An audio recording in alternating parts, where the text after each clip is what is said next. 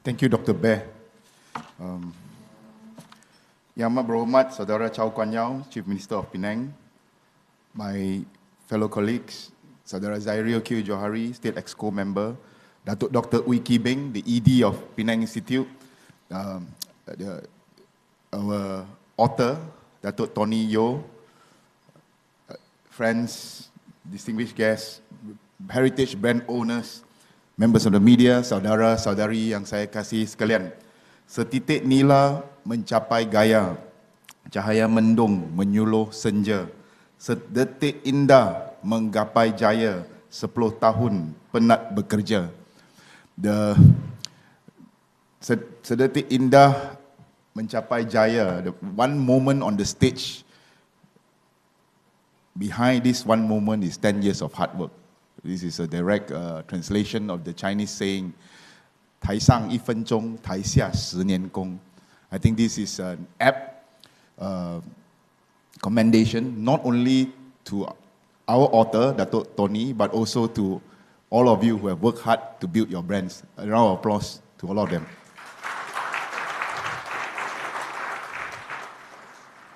In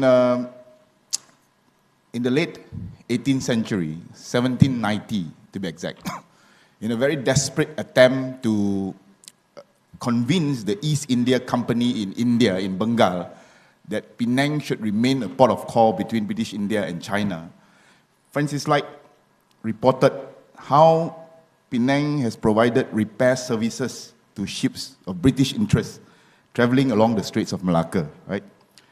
And he gave a long list. There was the Kalaria from Bengal on the way to Manila, which had to dock in Penang to repair a leak. And the Cliff from China on the way to Bombay, having lost the main mast, was towed to Penang, where a new set of lower and main mast was replaced. And there was Betsy Snow from Bombay, who got lost in the journey to China and berthed in Penang for replenishment. She deposited all her cargoes in Penang and took on other cargoes to return to India. The logistics and port services provided in Penang eventually saved the company money and time. A Portuguese ship freighted by British merchants in India could not travel in the open South China Sea because it was not properly ballasted, properly balanced. So they managed to rectify the situation because they came to Penang before continuing her journey to China.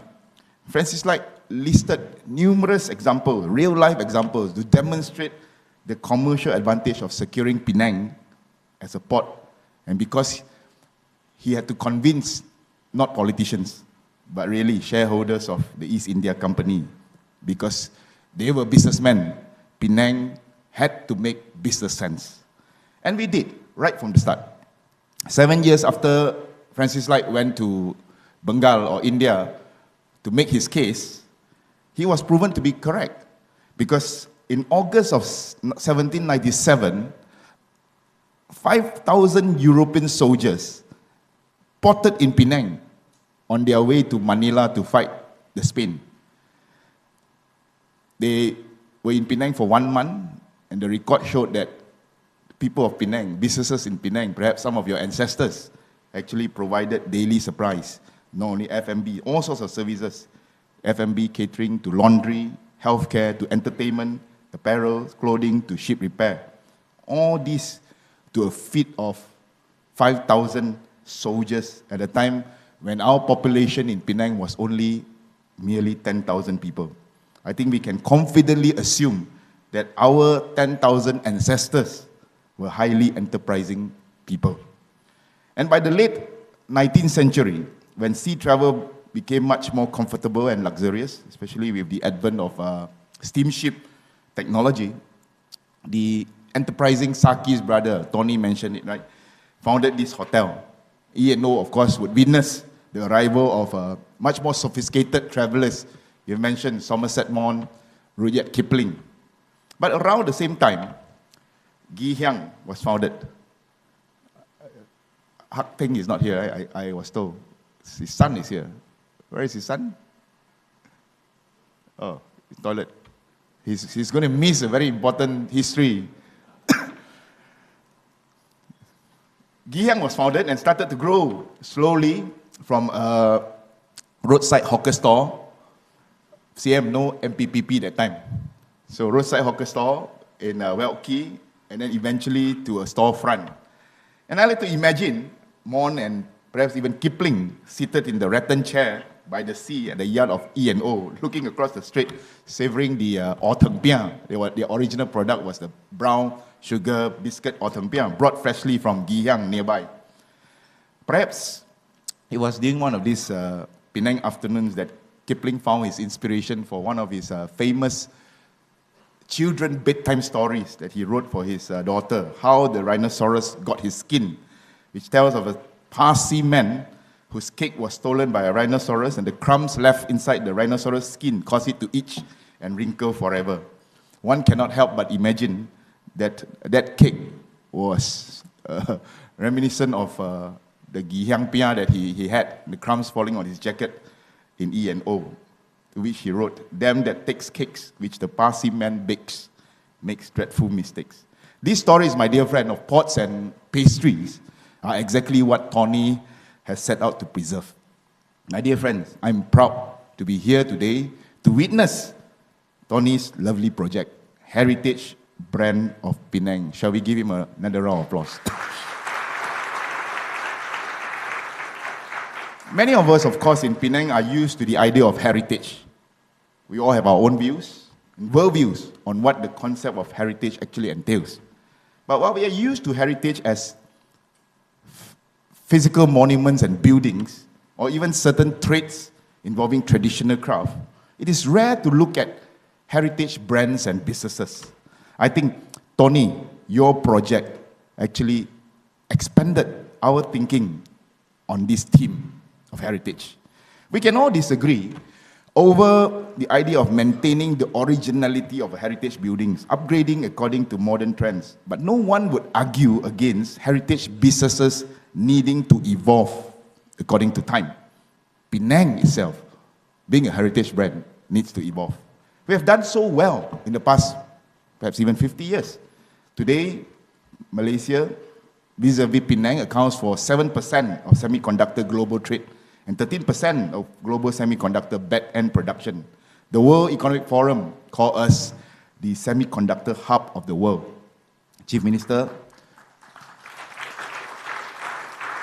for the past 2 years, state government under the leadership of Chief Minister Saudara Chow Kuan Yew has been actively building infrastructure and ecosystem for the next phase development of our state.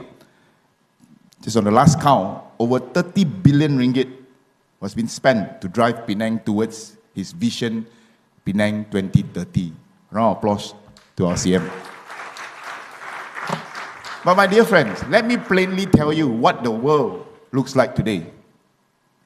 Being a politician, federal minister, everywhere I go, people ask me when the war is going to end. I say I'll call Trump tonight and ask him. But I argue that we are in a two-in-one global conflict situation. What is a two-in-one global conflict situation? Number one, although coming back to Penang, I came back, I arrived in Penang about 2 a.m. yesterday. I spent the whole day here on the island. Being in Penang and generally being in Malaysia, you don't feel that tension, right? But the world is actually in a chaotic, very chaotic moment. Two-in-one global conflict situation. What conflict? Number one, imagine the Gulf War, especially in the 90s. Right? Plus, not just the Gulf War, two-in-one, Gulf War plus Cold War.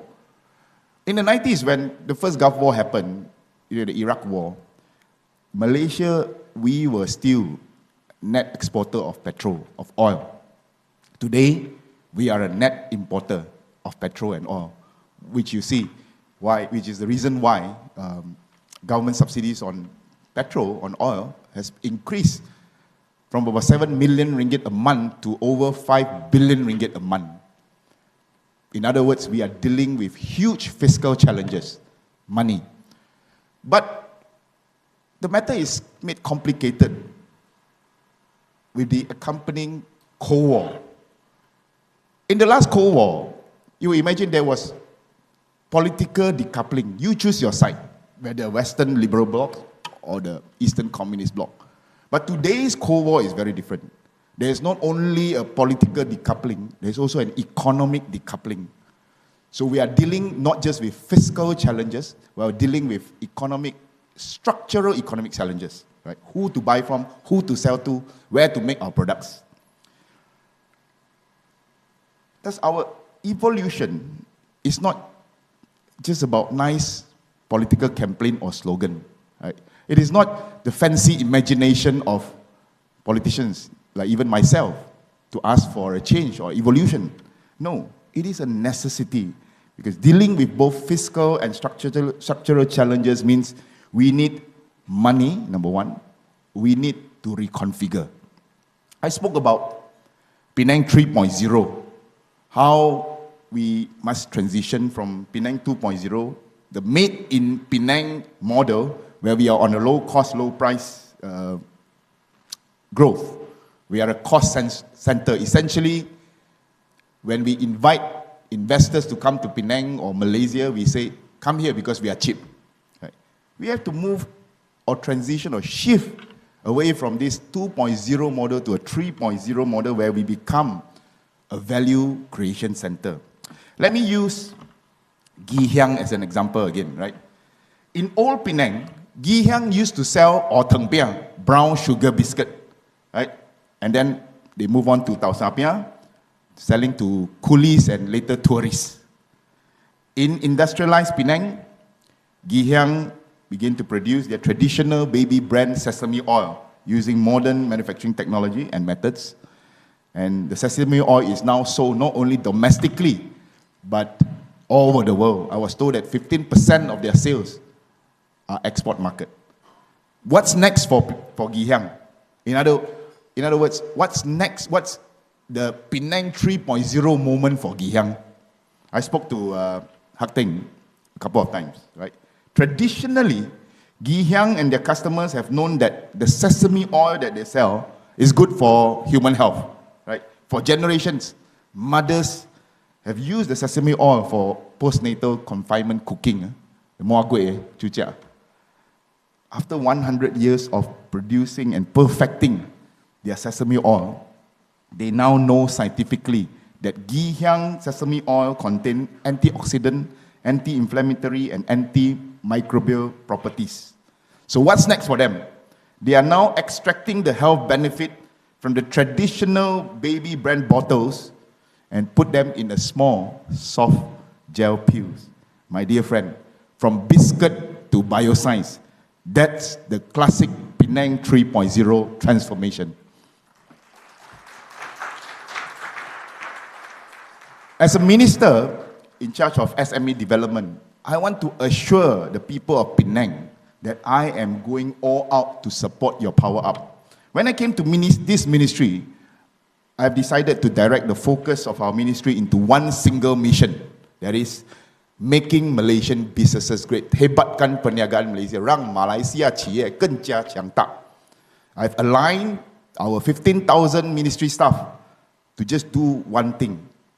That mission, through the framework of what I call ABCD strategy, to help businesses accelerate your productivity when we have no competitive advantage in terms of pricing, and we don't have it in this current geopolitical and geoeconomic situation. We have to deal with values and productivity.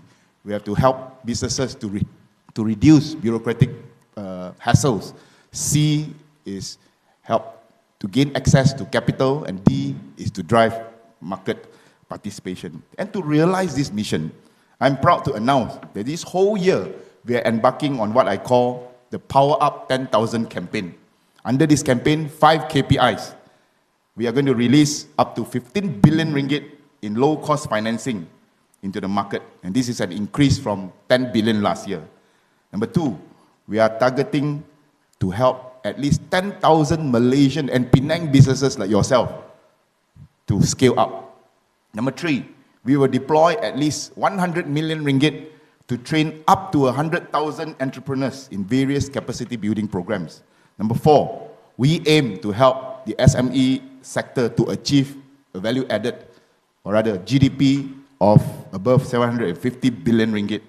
And finally, number 5, part of the program, especially in the medium term, is to help 100 Malaysian companies, Penang companies, to hit 100 million ringgit in revenue in the medium term. And out of the 15 billion power up financing that I mentioned, as of February of 2026, we have approved over 2 billion ringgit to SMEs.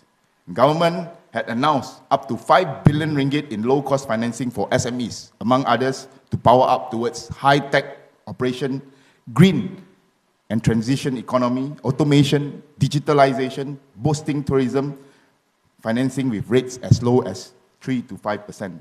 These funds will be channeled through all licensed banks, prescribed financial institutions, including Bank Rakyat and SME Bank under my ministry.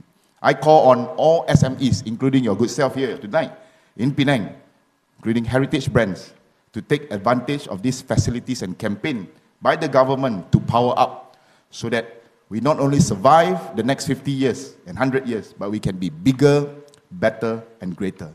My dear friends, our ancestors fed a fleet of 5,000 European soldiers with a population of only 10,000. I have no doubt that the entrepreneurs in this room tonight carry the same instinct. Let us power up, not just for ourselves, but for the next generation who will one day, perhaps in this same hall, tell stories about what we built today. Thank you very much. Terima kasih.